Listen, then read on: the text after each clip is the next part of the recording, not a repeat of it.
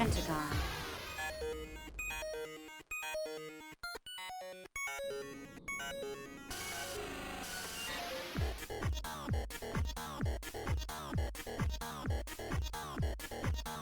Hexagon.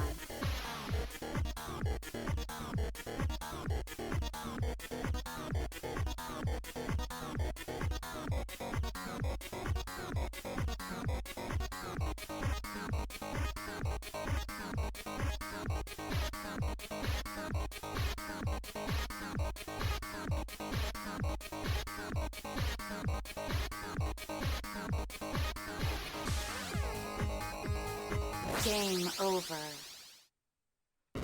Hey, how's it going, guys? Today I'm revisiting Super Hexagon in 2020.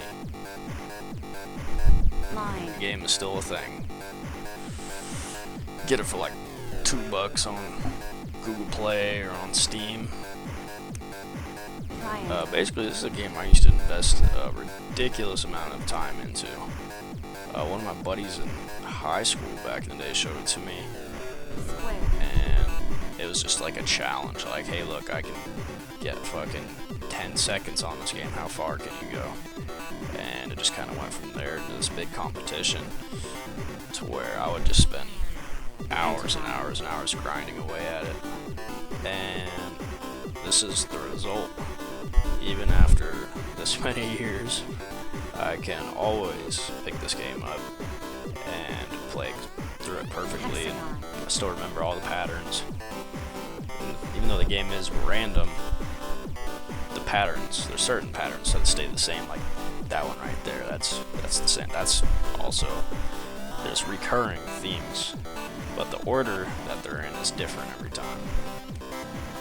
So once you learn how to get through each of those patterns, it's pretty simple.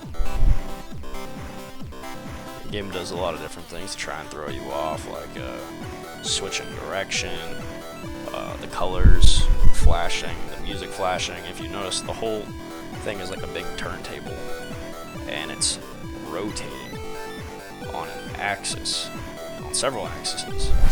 It's not just spinning, it's also tilting. You'll kind of notice if you pay attention to the corners, especially. And switch directions on me. This one, I struggle with this one for some reason. This is one of the harder ones to me. The harder difficulties that come after this seem easier. The problem with this one is it's really sensitive, so you have to be very careful. I play with the mouse personally. I just click left and right to move around, and it's extremely sensitive.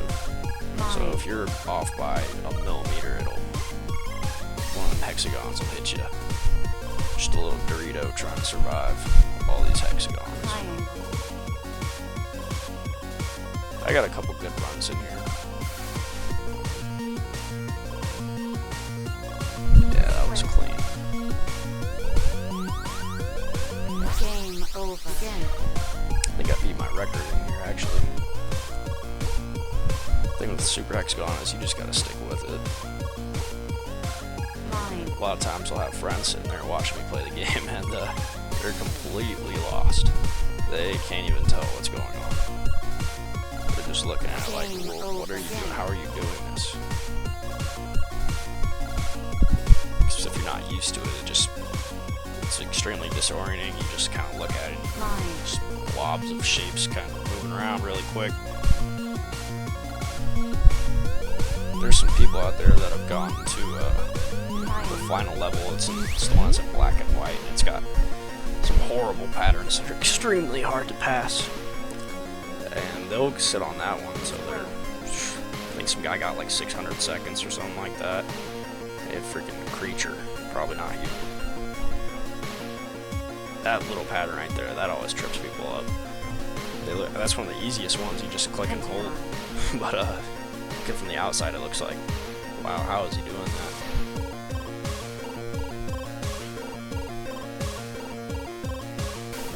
Yeah, this was a pretty decent run.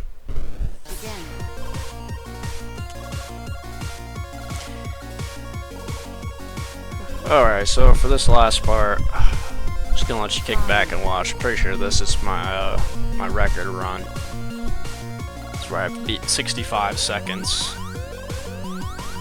on Hexagonist.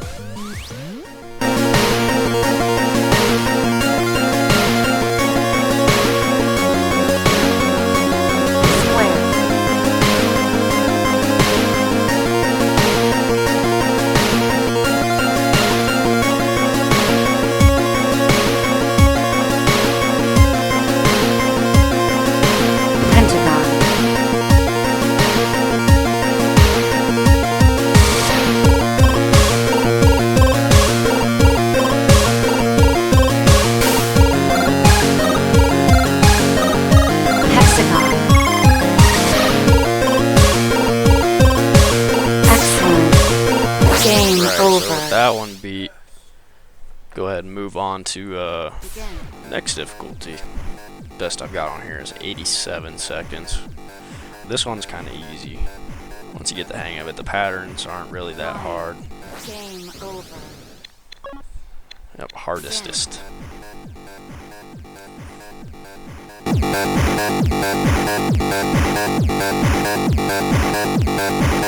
Line.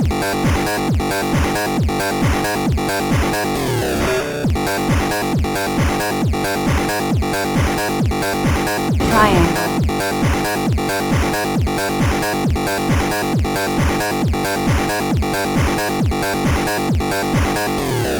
Square.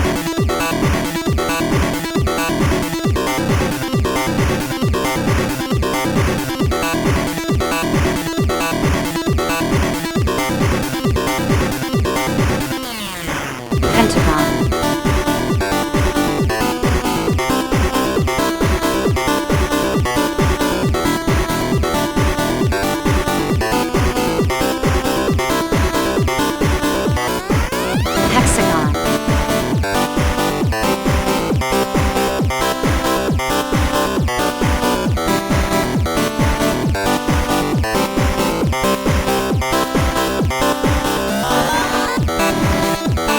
Game over. Moving on to the hardest one, hardestest, which I back in my day got 80 seconds on, which was painful. Very, very painful.